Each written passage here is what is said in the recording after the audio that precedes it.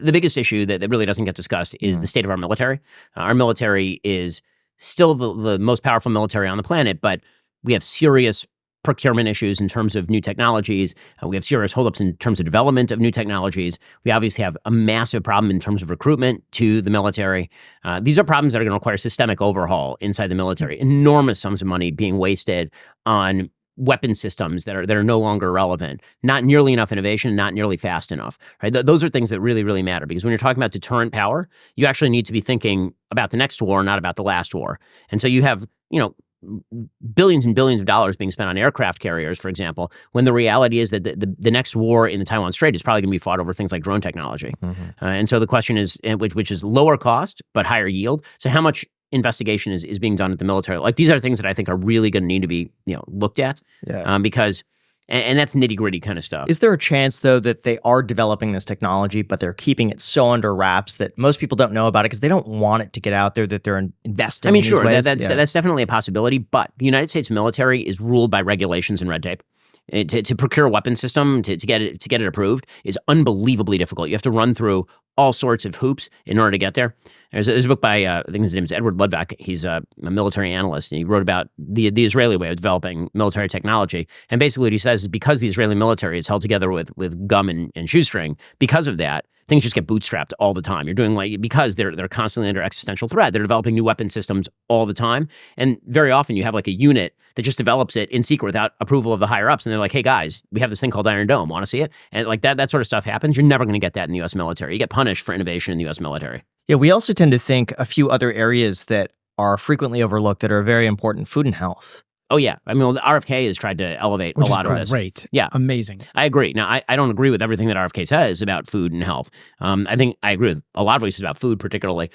His take on vaccines, he's sort of variable on that. Sometimes he'll take the sort of maximalist position that vaccination generally is dangerous. Sometimes he takes the more specific position, which is that some vaccines are more dangerous than others, and the vaccine schedule might be flawed, which I think is a much more palatable argument. But yeah, his focus on the nutrition of the American people, I think that is excellent. I'm glad that he has raised it. It's something that really the federal government probably ought to be involved with, because we have an entire set of departments that are dealing with this sort of thing.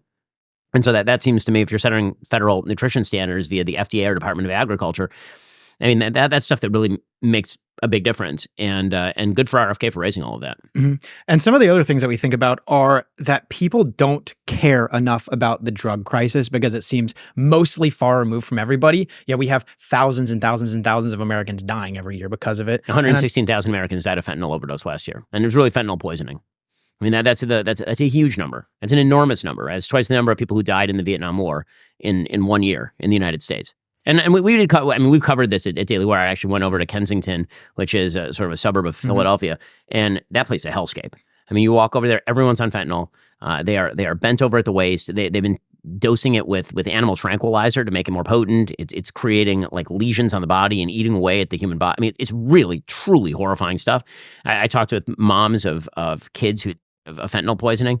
And these kids didn't even know they were taking fentanyl. They thought they were smoking a joint, or they thought that they were taking some sort of, Adderall that was actually laced with fentanyl, and the kid died. This is a major crisis in the United States. And the lacing is a huge issue too. And it was interesting. I was actually listening to, I think it was J.D. Vance on Theo Von, and Theo made an amazing argument, which obviously it's a little bit of a stretch, but I agree with the general sentiment, which is obviously it's being manufactured in China and it's being brought with drug mules through Mexico.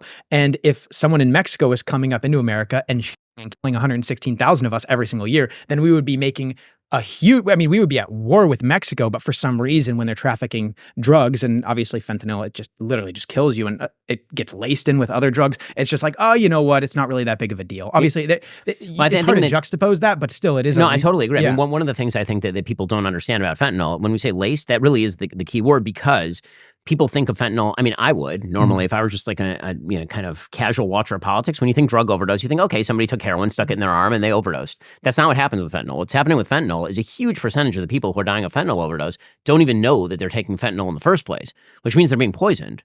That's an act. There are certain states that are now starting to prosecute this as an act of murder by drug dealers if they lace fentanyl into their product. And so, again, when we went down to the border and we actually rode along with Border Patrol, they were full on explained. It was pretty crazy. We went down, we rode along with Border Patrol. We did an episode, you can see it at Daily Wire Plus, where I'm riding 20 miles on the border, no Border Patrol agents anywhere. It was a Native American reservation on the border with Mexico. You could literally just step across into Mexico and back. Like, there's no fence, there's nothing. And because it's a Native American reservation, they don't want to put up fences because of tribal lands and all of this kind of stuff. So it's used as a drug runner, outlet. And while we were there, we're sitting out there with Border Patrol, and I hear this drone in the air behind us, and I look behind us, it's just giant drone flying right there. And I turn to the Border Patrol, I'm like, "That's one of ours, right?" Like, no, that's the cartels. The cartels have a drone on. I said, "So why don't you just shoot it?" And he said, "Well, no. In order for us to shoot it, we need to have the approval directly of the Secretary of Homeland Security." And because otherwise it could theoretically be construed as an act of war or something. And so instead you just have this drone monitor. And I said, "What are they doing?" He said, "Well, they're monitoring us. They're making sure where we are so that they can see when we drive away, that's when they move all of the fentanyl over the border." So there's what the drug cartel strategy is they actually the way they make their money, they drive up to the border in trucks. Border Patrol can see them. I mean, it's not hard to see. It's kind of an open field. They drive up in a truck filled with illegal immigrants. They drop them off. Those people walk across the other side of the border. There's actually a button on that side of the border that you can press for Border Patrol help. The illegal immigrants push the button. Border Patrol rushes in.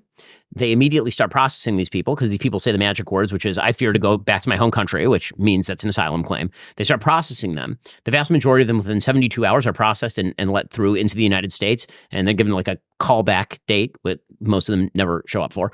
And meanwhile, while Border Patrol is doing that, the drug cartels make their money the second way because they're getting paid by all these people to move. But the real money gets made when all the Border Patrol agents rush to deal with the illegal immigrants.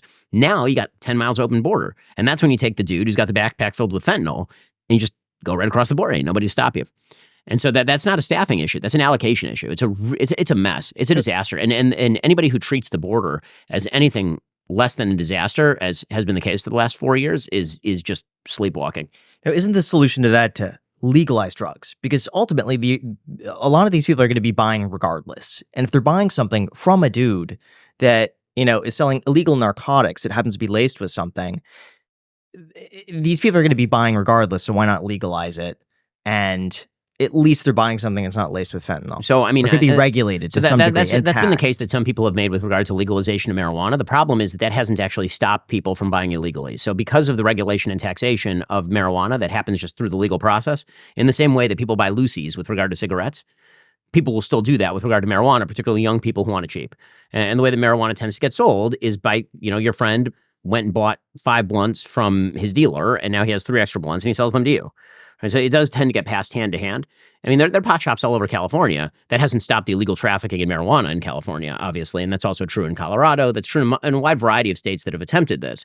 And does that mean that the war on drugs has been particularly effective? I think that it's been relatively ineffective, obviously. But does that mean that the solution to that is full-scale legalization, such that the police can't arrest somebody for dealing drugs on a street corner or something? That doesn't make any sense to me either. And the areas, and if you walk through Los Angeles right now, the place is just one giant cloud of pot smoke. I mean, that's just what it is. You're walking down the street and you're just smelling it coming from everywhere. That's an externality. And they regulate smoking, but not pot. Seems kind of weird to me.